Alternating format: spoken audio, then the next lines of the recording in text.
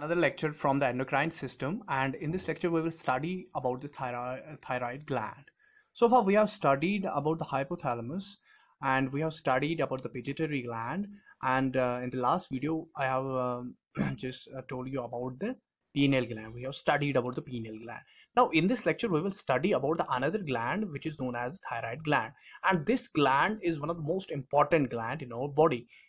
तो ये जो थायराइड ग्लैंड है ये सबसे एक लार्जेस्ट एंडोक्राइन ग्लैंड है. The first thing about the thyroid gland is it is the largest endocrine gland. ये सबसे लार्जेस्ट एंडोक्राइन ग्लैंड है हमारी बॉडी में. और ये जो थायराइड ग्लैंड है इसकी अगर मैं लोकेशन की बात करूं तो ये लोकेट कहां पर होता है. ये ट्रैकिया बनाता हूं मैं यहाँ पर. जो ट्रैकिया है, दिस इज द ट्रैकिया, और ट्रैकिया की ये दोनों साइड्स में मौजूद होता है. It is present on both sides of the trachea.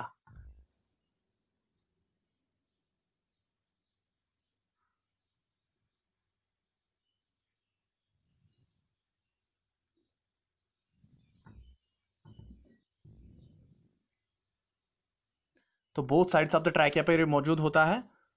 और ये तो हो गई यहाँ पर, ये तो थायराइड कार्टिलेज है. This is thyroid cartilage. ये तो थायराइड कार्टिलेज है.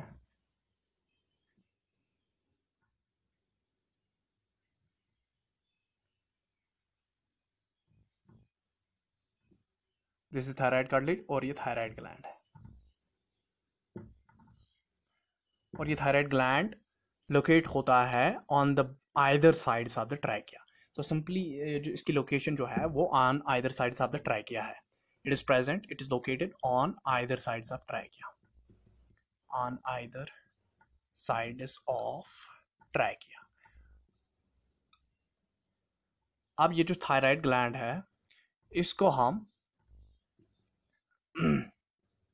ये जो थायराइड ग्लैंड है, ये थायराइड ग्लैंड, इसके दो लोब्स होते हैं, राइट और लेफ्ट लोब. राइट और लेफ्ट लोब इसके होते हैं.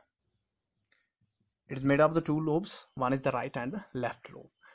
तो अगर हम स्ट्रक्चर की बात करें थायराइड ग्लैंड के स्ट्रक्चर की, तो थायराइड ग्लैंड में फॉलिकल्स होते हैं. It is made up of follicles. तो फॉलिकल्स बने होते हैं, वो लाइन होते हैं थायराइड, जिनको हम थायराइड फॉलिकल्स कहते हैं. तो थायराइड फॉलिकल्स लाइन हुए होते हैं बाय द क्यूबाइडल सेल्स. ये लाइन हुए होते हैं बाय क्यूबाइडल सेल्स. ये है एक थायराइड फॉलिकल.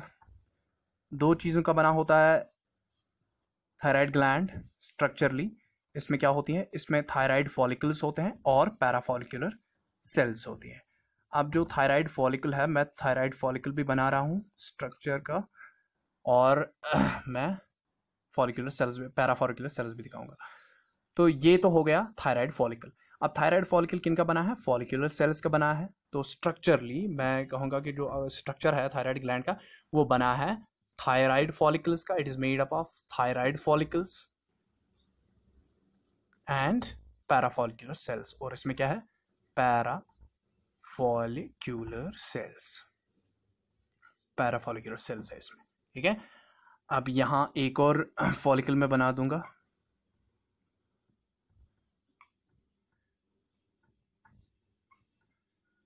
ये छोटा सा बनाऊंगा इसको.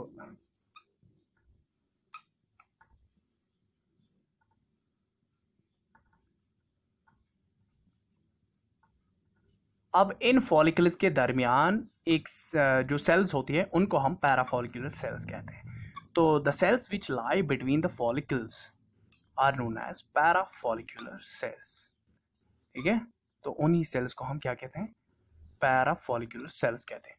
तो दीज आर द फॉलिकल्स. ये फॉलिकल्स हो गए, और इनके दरमियान जो सेल्स हैं, दो cells are known as parafollicles. तो ये है parafollicular cell. This is a parafollicular cell. Parafollicular cell है ये. और ये हो गई फॉलिकुलर सेल्स. जो फॉलिकल्स हैं ये हो गई फॉलिकल्स की फॉलिकुलर सेल्स. और ये फॉलिकुलर सेल्स ये इंपॉर्टेंट दो हार्मोन्स प्रोड्यूस करती हैं. एक तो थायरॉक्सिन जिसको हम T4 और T3, T4 और T3, इसको हम टेट्रा आइडो थायरोनीन भी कहते हैं, टेट्रा आइडो थायरोनीन। T4 को टेट्रा आइडो थायरोनीन कहते हैं क्योंकि इसमें क्या है, इसमें 4 आयोडीन एटम्स होते हैं। और T3 को हम क्या कहते हैं, T3 को हम ट्राई आयोडो थायरोनीन कहते हैं, ट्राई आयोडो थायरोनीन कहते हैं। क्यों कहते हैं इसको ट्राई आयोडो थायरोनीन, क्योंकि इसमें 3 आयोडीन एटम्स होते हैं, 3 आयोडीन एटम्स इसमें होते हैं, ठीक है। और इन दोनों को नाम दिया गया है thyroid hormone, both together thyroid hormone, both are known as thyroid hormones. तो इनको हम थायराइड हार्मोन कहते हैं। तो थायराइड हार्मोन बेसिकली T3 और T4 को कहते हैं, और ये मेजर हार्मोन है जो सेक्रेट होता है बाय द थायराइड ग्लैंड। अब यहाँ पर पैराफॉलिकुलर सेल्स है, तो पैराफॉलिकुलर सेल्स क्या करती है, ये एक हार्मोन रिलीज करती है, that is known as calcitonin. और इन पैराफॉलिकुलर सेल्स का दूसरा नाम भी है सी सेल्स, इनको कहा जाता है सी सेल्स। तो ये कैल्सिटोनिन रिलीज करती है, और कैल्सिटोनिन का एक और नाम है, that is known as thyrocalcitonin, thyrocalcitonin. Another name of calcitonin is thyrocalcitonin. और पैराफॉलिकुलर सेल्स का दूसरा नाम क्या है, सी सेल्स है। अब यहां पर अगर हम देखें तो ये जो फॉलिकल है, फॉलिकल के सेंटर में एक फ्लूइड होता है, that is known as colloid. ये एक प्रोटीनस फ्लूइड है, ये प्रोटीन फ्लूइड है, protein rich fluid, protein rich fluid. तो प्रोटीन रिच फ्लूइड जो फॉलिकल के अंदर होता है, that is known as the colloid, ठीक। अब यहां पर हम देखेंगे, ये तो स्ट्रक्चर की बात हो गई, थायराइड ग्लैंड के स्ट्रक्चर की बात हो गई। अब यहां से हम जो प्रोडक्शन है इन हार्मोन्स की वो देखेंगे, वो प्रोडक्शन कैसे होती है। अब जो ये फॉलिकुलर सेल्स होती है, जो थायराइड फॉलिकल्स होते हैं, ये थायराइड फॉलिकल्स हैं, तो इनकी जो फॉलिकुलर सेल्स होती है, अब फॉलिकुलर सेल्स क्या करती है काम, देखो यहाँ पर मैं दिखाऊंगा आपको, ये मैं यहाँ से ब्लड दिखा रहा हूँ। तो फॉलिकुलर सेल्स ब्लड से आयोडाइड को क्या करती है, लाती है।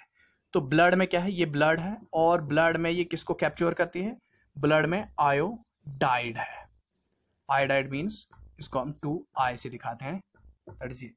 तो ये इसका सिंबल है आयोडाइड। तो ब्लड से आयोडाइड को कौन लाता है, फॉलिकुलर सेल्स लाती है, और इस आयोडाइड को वो कहाँ छोड़ती है, कोलाइड में छोड़ती है। तो जब ये आयोडाइड 2 यहाँ मैं इसको यहाँ से ही दिखाऊंगा, जब ये कोलाइड में पहुंचता है तो कोलाइड में ये किस में कन्वर्ट हो जाता है, ये कन्वर्ट हो जाता है, आयोडाइड कन्वर्ट हो जाता है इनटू आयोडीन। तो कन्वर्ट हो गया ये इनटू आयोडीन, जिसका सिंबल I2 है, ठीक है। तो इनसाइड द कोलाइड ये आयोडीन में कन्वर्ट हो गया, आयोडाइड आयोडीन में कन्वर्ट हो गया।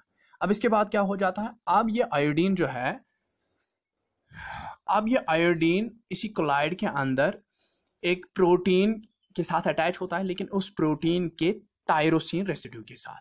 तो वहां पर एक प्रोटीन होता है थायरोग्लोबुलिन प्रोटीन, थायरोग्लोबुलिन प्रोटीन, और उस थायरोग्लोबुलिन प्रोटीन के टायरोसिन रेसिड्यू के साथ, टायरोसिन रेसिड्यू। तो टायरोसिन रेसिड्यू जो होता है थायरोग्लोबुलिन प्रोटीन का, उसके साथ ये अटैच हो जाता है आयोडीन, ठीक है। और उसके बाद जब ये थायरोग्लोबिन प्रोटीन भी बनने लगता है, उसके बाद ये रिलीज होता है फ्रॉम द फॉलिकुलर सेल्स।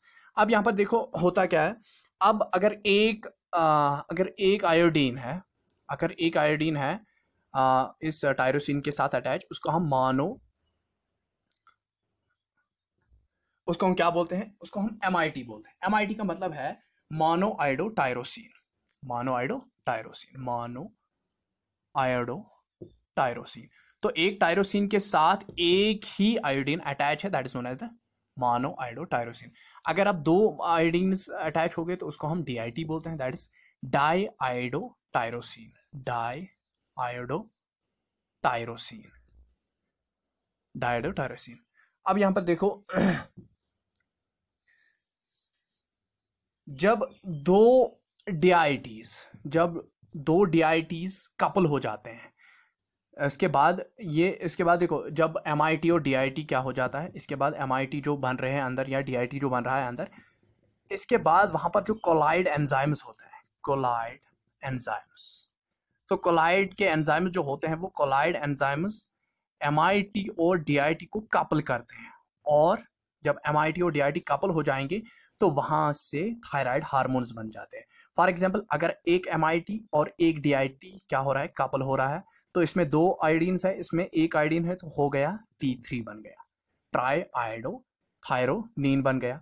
तो इसी तरह जब 2 DITs मिल जाते हैं, जब 2 DITs मिल जाते हैं in the presence of colloid enzymes, तो वो बनाते हैं T4, टेट्राआइडोथायरोनीन।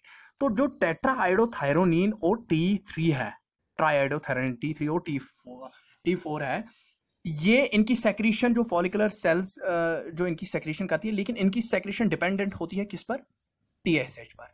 TSH क्या है, ये थायराइड स्टिमुलेटिंग हार्मोन है, जो कहां से आता है, जो एंटीरियर पिट्यूटरी से आता है। तो एंटीरियर पिट्यूटरी से TSH सेक्रेट हो जाएगा, और TSH फॉलिकुलर सेल्स जो थायराइड ग्लैंड की फॉलिकुलर सेल्स है उन पर एक्ट करेगा, और वहां से कौन सेक्रेट हो जाएगा, वहां से T3 और T4 सेक्रेट हो जाएगा, T3 एंड T4 सेक्रेट हो जाएगा। ठीक है, तो इनकी सेक्रेशन TS पे डिपेंडेंट होती है। अब सबसे मेजर जो एंजाइम, सबसे मेजर जो हार्मोन प्रोड्यूस होता है from the thyroid gland, that is T4। तो T4 जो है ये एक मेजर हार्मोन है जो थायराइड ग्लैंड से क्या करता होता है, रिलीज होता है। अब जो ये फॉलिकुलर सेल्स है, follicular cells that means thyroid gland में, अब मैं फॉलिकुलर सेल्स यहां पर नहीं लिखूंगा, मैं सिंपली लिखूंगा थायराइड ग्लैंड। तो थायराइड ग्लैंड का मेजर हार्मोन कौन सा है, T4 है, लेकिन T4 के साथ साथ ये T3 भी रिलीज करता है, T3 भी क्या करता है, रिलीज। पर T3 के अमाउंट बहुत कम होती है as compare to the T4। तो T4 जब रिलीज हो जाता है, या T3, दोनों हार्मोन जब रिलीज हो जाते हैं, तो सबसे कंसेंट्रेशन ज्यादा किसकी होती है, अमाउंट ज्यादा किसकी होती है, T4 ज्यादा रिलीज होता है एज कंपेयर टू T3। और यहां पर जो T4 रिलीज होता है ब्लड में, लेकिन ये ब्लड में एक कैरियर प्रोटीन के जरिए ट्रैवल करता है, it travels in the blood with the help of A carrier protein. अब कौन सा इसका कैरियर प्रोटीन है वहां पर, इसका जो कैरियर प्रोटीन ब्लड में है that is known as thyroxine binding globulin, thyroxine binding globulin. अब थायरॉक्सिन बाइंडिंग ग्लोबुलिन के साथ अटैच हो जाता है कौन, कैरी हो जाता है T4। ठीक है, तो T4 को कौन कैरी करता है with in the blood, thyroxine binding globulin, ये कैरियर प्रोटीन है विच कैरीज द T4, ठीक, थ्रू द ब्लड। इसी तरह ये जो थायरॉक्सिन बाइंडिंग ग्लोबुलिन है, इसकी एफिनिटी ज्यादा T4 के साथ होती है than T3।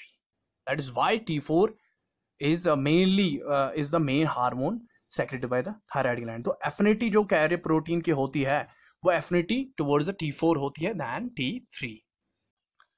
अब जब ये कैरी हो जाता है इसके थ्रू, तो ये पहुंच जाता है कहां पर, टारगेट सेल्स में। तो टारगेट सेल में जब ये पहुंच गया, तो टारगेट सेल में क्या हो जाता है, ये T4 कन्वर्ट हो जाता है into T3, T4 gets converted into T3।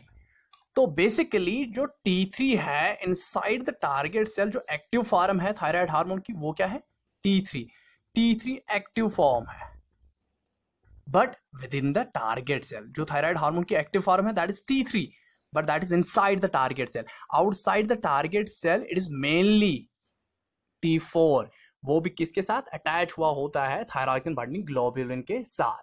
But when it reaches inside the target cell, ये T4 कन्वर्ट हो जाता है इनटू T3 में, और T3 ही एक्टिव फॉर्म बन जाती है of thyroid hormone inside the target cell.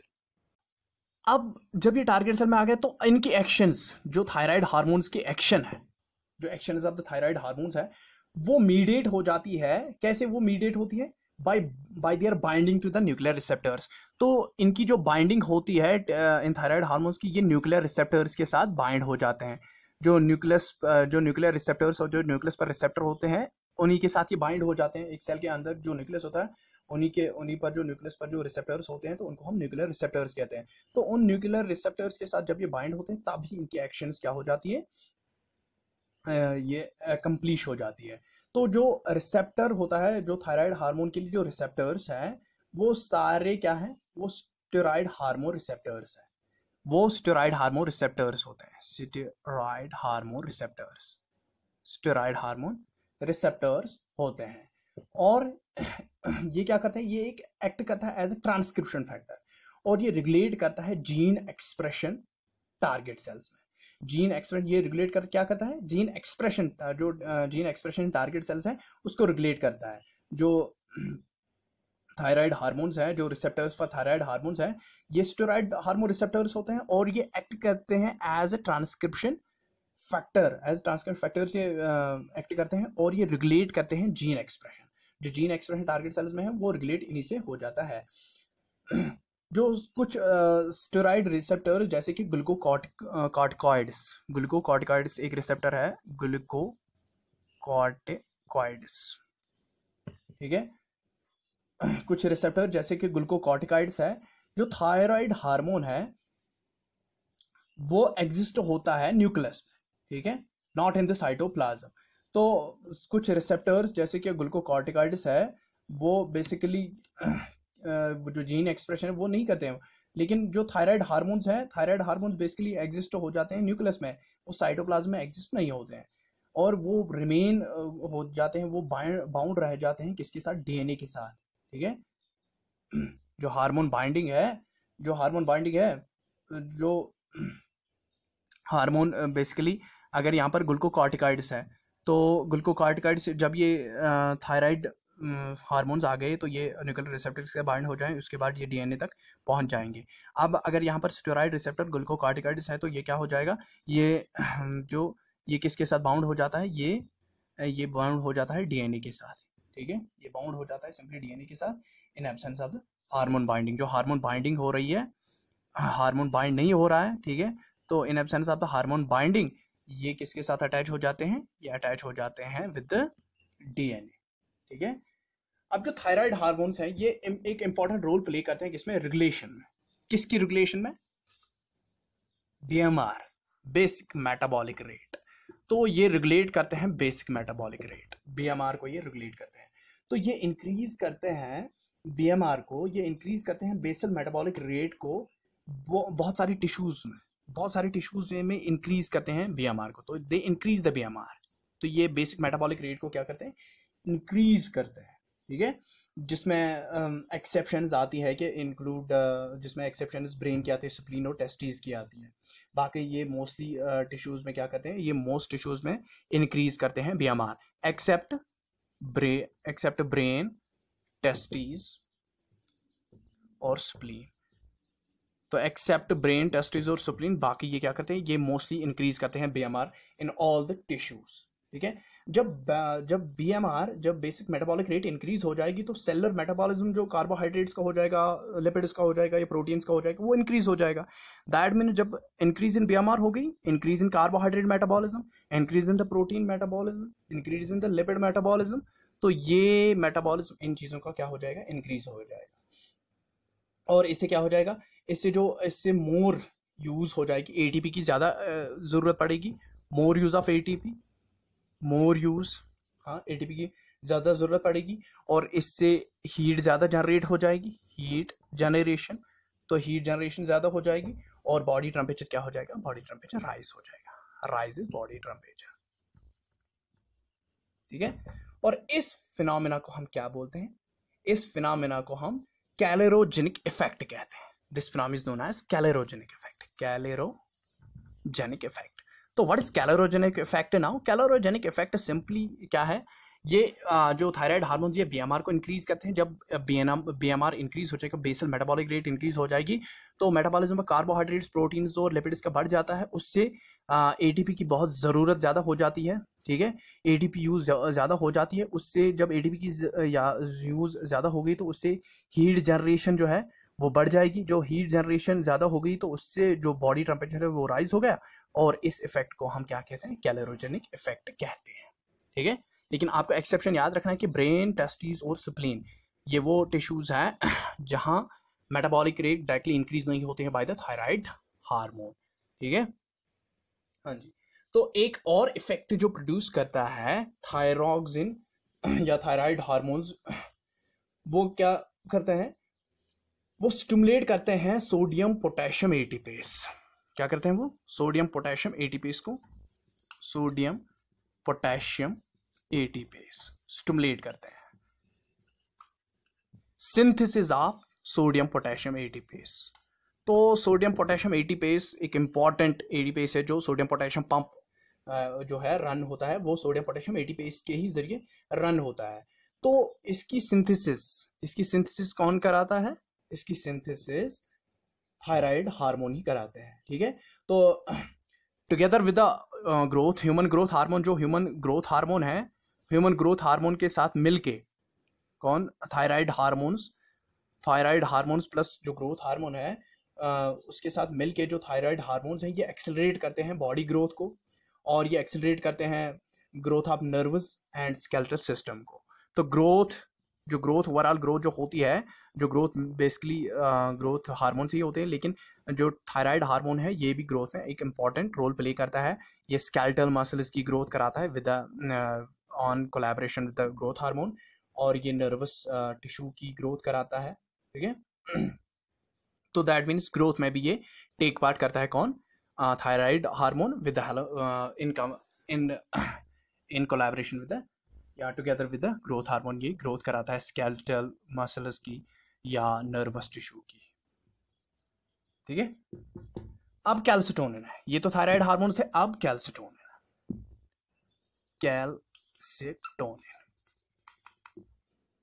अब जो कैल्सिटोनिन है, मैंने कहा कि ये पैराफॉलिकुलर सेल से रिलीज होता है, और ये जो थायराइड सेल्स होती हैं जो प्रोड्यूस करती हैं इस कैल्सिटोनिन को, ये इन रेस्पॉन्स वो जो थायराइड हार्मोन्स थे T3 या T4, वो TSH के रेस्पॉन्स रिलीज होते थे फ्रॉम द फॉलिकुलर सेल्स, लेकिन ये पैराफॉलिकुलर सेल्स से रिलीज होता है इन रेस्पॉन्स टू, यहाँ पे लिखूंगा मैं पैराफॉलिकुलर सेल्स, ये भी थायराइड ग्लैंड की सेल्स हैं पैराफॉलिकुलर सेल्स। तो पैराफॉलिकुलर सेल्स कब रिलीज करेंगी कैल्सिटोनिन को? In response to high calcium level in the blood. तो अगर कैल्शियम लेवल हाई है ब्लड में, if there is a high calcium level high in blood, हाँ, तो अगर ब्लड में कैल्शियम लेवल ज़्यादा है तो उस दौरान क्या हो जाएगा? हाई कैल्शियम लेवल किसको स्टिमुलेट करेगी? थायराइड ग्लैंड की पैराफॉलिकुलर सेल्स को टू सेक्रेट द कैल्सिटोनिन। तो सेक्रेट हो जाएगा कौन? कैल्सिटोनिन सेक्रेट हो जाएगा। अब जब कैल्सिटोनिन सेक्रेट हो जाएगा तो कैल्सिटोनिन क्या करता है? ये डिक्रीज करता है कैल्शियम कंसंट्रेशन को। कैसे करता है डिक्रीज कैल्शियम कंसंट्रेशन को? Decreases calcium concentration. अभी कैल्शियम कंसंट्रेशन को कैसे डिक्रीज करता है? ये बेसिकली डिक्रीज करता है जो मोबिलाइजेशन होती है कैल्शियम की फ्रॉम बोन्स, जो मोबिलाइजेशन होती है फ्रॉम बोन्स टू ब्लड, जो कैल्शियम आ जाता है उस मोबिलाइजेशन को ही क्या करता है? ये स्टॉप उसको करता है, और उससे क्या हो जाता है? इससे कौन सी एक्टिविटी प्रमोट हो जाती है? ऑस्टियोब्लास्टिक एक्टिविटी इससे प्रमोट हो जाती है। दैट मीन्स कैल्सिटोनिन क्या करता है? ऑस्टियोब्लास्टिक एक्टिविटी क्या करता है? ये प्रमोट करता है, ठीक है। तो ऑस्टियोब्लास्टिक एक्टिविटी कौन प्रमोट करता है? कैल्सिटोनिन को प्रमोट करता है। कैसे? ये सिंपली क्या करता है? डिक्रीज करता है कैल्शियम कंसंट्रेशन को बाय स्टॉपिंग मोबिलाइजेशन। जो मोबिलाइजेशन होती है, जो कैल्शियम आता है कहां से? बोन्स टू द ब्लड आता है। मोबिलाइजेशन जो होती है कैल्शियम फ्रॉम बोन्स, तो उस मोबिलाइजेशन को क्या करता है? ये मोबिलाइजेशन को स्टॉप करता है calcium from bones by stopping the mobilization of calcium from bones. तो उस मोबिलाइजेशन को ये स्टॉप करता है। That results into it is osteoblastic activity. That means calcitonin क्या करता है? ये ऑस्टोब्लास्टिक एक्टिविटी प्रमोट करता है। तो this was all about the thyroid gland. I hope कि सारे कंसेप्ट्स मैंने इसमें क्लियरली आपको अंडरस्टैंड करवाए हैं। तो please like and share my videos, और ज़्यादा से ज़्यादा आप मेरे वीडियोज़ को लाइक करो, इनको शेयर करो, so that I will just feel, एक फील्स आ जाता है कि नहीं लोग मेरे वीडियोज़ देखते हैं, तो अप्रिसिएशन सी मिल जाती है। तो so that I will just go on making the videos for you.